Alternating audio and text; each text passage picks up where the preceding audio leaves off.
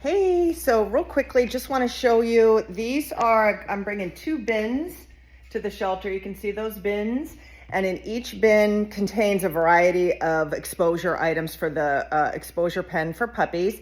Something I want to point out, in each of the bins, you'll find a little piece of paper with some guidelines on, just general guidelines on exposing puppies. So be sure to read that before you get started. In this video, you'll see kind of how I have a pen set up. Just a reminder, I have a pen full of things. You're just going to be wanting to put a few different things at a time, maybe 2 to 3 novel items at a time per exposure session.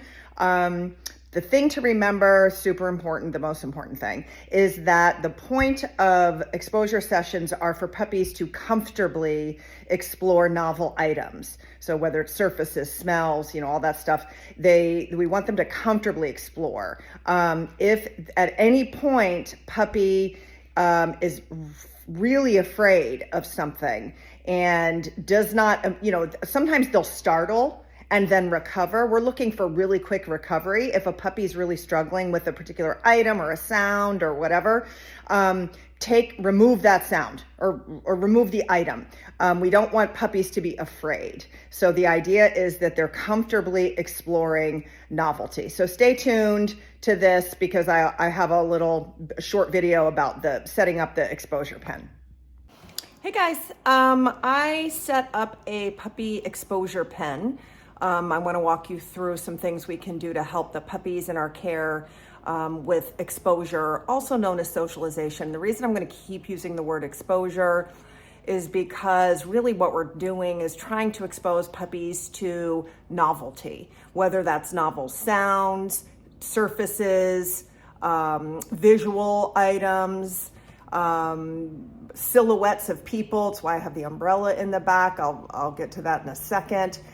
We want them to be problem solving, meaning can they climb up on that little box you see here?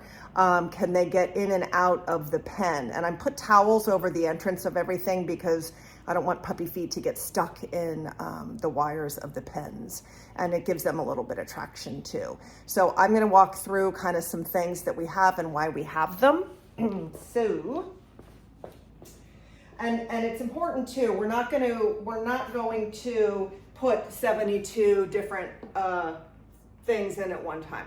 Basically, puppies hopefully are getting out a couple times a day into an exposure pen for just a few minutes at a time. And maybe we're introducing 3 different novel objects during that time. So, but I just have everything kind of set up just to keep this short.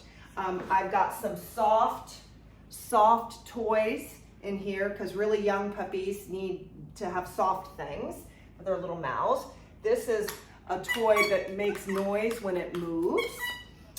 We've got a box covered with a towel here. This is, and you want to make sure the boxes are not, depending on the size of the puppies, we don't want them jumping off high things. Basically, they need to be low enough so that, think of their elbow down to their foot, shouldn't be any higher than that. So we've got a box with a towel here, so maybe puppy, will be climbing up. So think of like a jungle gym for a kid. I've got this is the foil stuff that comes in packing, shiny, weird looking. You can hang things on the side of the pen because that's, something visual for them to see. You can put it on the ground, maybe they'll walk on it. See this plastic bag just hanging on the side here. And of course, we're obviously observing puppies when they're out here so they're not eating stuff. They may put their mouths on it, but that's okay. So some, fluttery item, scary looking bag to some dogs. We've all met those dogs. I've got some empty water bottles in a box. You can come in and throw a few soft puppy treats into the box, see if they'll go in and try to get them. Here's an egg carton they can walk on, chew on. You can put dog food in it. I've got a feeder toy here. You could put a couple treats and, maybe older puppies would knock this around and try to knock the treats out to get them. I've got a licky mat in here. It's a textured mat so they can walk on it. So that's would be a surface thing. Or you can smear a little wet dog food on the corner of it and let them lick that off. I just have a dish towel wrapped up in sort of a toy type thing. Paper's fun, and you can use all different kinds of paper that comes in your Amazon boxes, and just, you know, have it around. Again, it's something that they might interact with, or at least be able to see. Let's see. Oh, here's one important: an umbrella. So something that's really can affect puppies that are what we would call unsocialized or did not get the proper exposure in that critical development period between, well, 4 weeks and really 14 to 15 weeks. Anything that makes people look different. So somebody walking down the street with an umbrella looks very different than just a person standing there. So you want to make sure puppy gets to see people in a lot of different scenarios that changes your silhouette. So an umbrella, you know, and it's something too that can just sit over here, but then you can also pick it up and walk around the pen. You'll notice I have things that are, well, here's something else that we can do. You notice I have things that are, when they're colored, I've got blue and yellow. If you've been to any dog sports complex, you wonder, why is everything, all the agility equipment, blue and yellow? Well, those are colors that puppies can actually see. So I'm going to put this tarp over the pen, and this would just be for, you know, one of the exposures. And the idea being, will puppies walk under the tarp? So you want to make sure, there you go. Right? It's a big deal for a dog to learn to walk under something. So that would just be something that you could easily set up. I've also got over here, let's see, maybe I'll just take my camera. I've got, pardon the video skills, we're not very good at that. I've got a crate. And I'm not putting it in the pen because the pen's too small.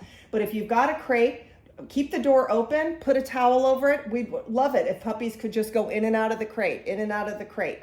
That might be something that, you know, can just be outside of their run, that you wouldn't even have to set up the whole puppy pen. But ideally, you could set this pen up someplace that would, you know, you could kind of leave it set up, ideally, so that you don't have to get everything out every time. But you do want to rotate the items so that there are only 2 or 3 new items each time the puppy is exposed. And remember to think about it from a sensory perspective. Scents are another really important exposure item.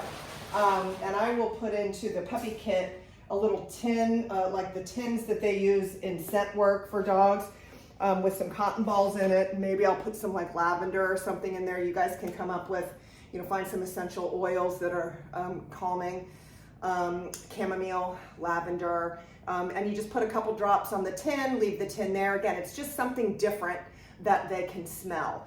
Another key sensory thing we need to think about are sounds. So I'm gonna have, one thing I'm gonna make sure is in the kit is just a little portable speaker.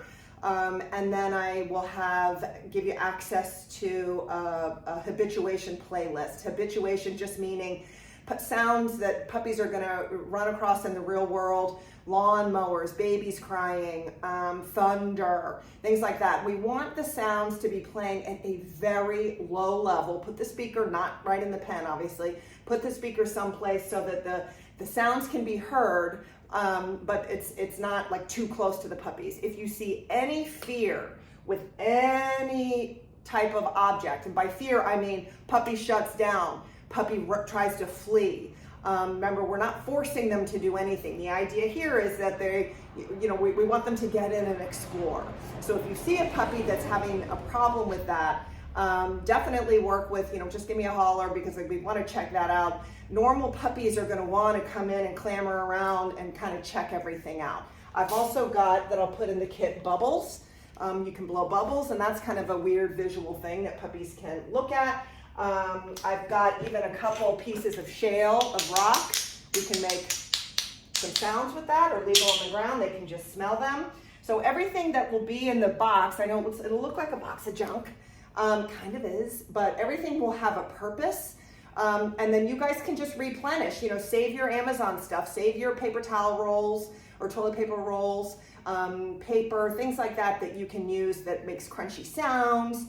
And that, you know, you can keep the kit kind of fresh. So, all right, thanks.